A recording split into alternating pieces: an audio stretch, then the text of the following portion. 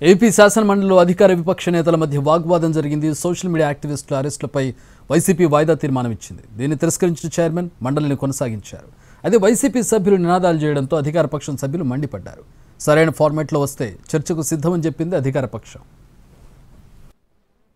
యువకుల్ని ఈ social media post అని చెప్పని లేనిమని పెట్టి వాళ్ళ అరెస్టులు చేసి చట్టాన్ని చేతిలో తీసుకోవడం ఇప్పుడు ప్రజాస్వామ్యంలో జరగలేదు.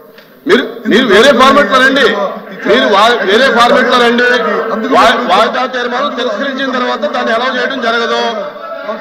వాయిదా తీర్మానం ఒకసారి తిరస్కరించిన తర్వాత అది అలౌ చేయడం అనేది సపోర్ట్ చేస్తున్నారు. మాకైతే అర్థం కావట్లేదు. అంటే సోషల్ మీడియాలో మహిళల పట్ల అసభ్యంగా మాట్లాడే వాళ్ళకి సపోర్ట్ చేయడానికి ఇక్కడికి వచ్చారు, వీళ్ళు ప్రశ్నలు అడగడానికి వచ్చారు అనేది మాకు అర్థం కావట్లేదు. ఎందుకంటే గతంలో చూసాం, ఆ సభలో ఆ రోజు ముఖ్యమంత్రిగా ఉండి జగన్మోహన్ రెడ్డి గారు చంద్రబాబు నాయుడు గారు కుటుంబ సభ్యుల్ని ఈ విధంగా మాట్లాడుతుంటే ఆ రోజు ఎకిల్ నవ్వులనేవి సమాజం తలదించుకునే విధంగా చేయడం జరిగింది. తర్వాత పవన్ కళ్యాణ్ గారి కుటుంబాన్ని, అదేవిధంగా అనితా గారిని, మినిస్టర్ అనితా గారిని కాకుండా లాస్ట్కి జగన్మోహన్ రెడ్డి గారి స్వయాన చెల్లెలను కూడా ట్రోలింగ్ చేసి ఇబ్బంది పెట్టిన పరిస్థితి ఎదుర్కొందన్నమాట ఈ రాష్ట్రంలో.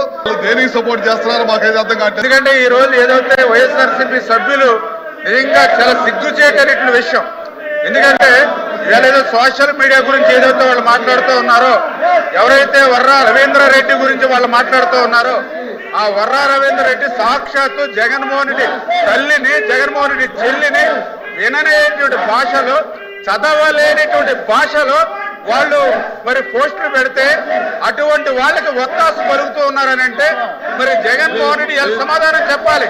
సొంత తల్లి మీద, సొంత చెల్లి మీద పోస్టులు పెట్టినటువంటి వ్యక్తిని వెనకేసుకొస్తూ ఉన్నాడని అంటే జగన్మోహన్ రెడ్డి ఏ స్థాయిలో జగదారిపోయాడు ఈ రోజు అంతా కూడా అర్థమవుతున్నటువంటి పరిస్థితి అధ్యక్ష. ఎందుకంటే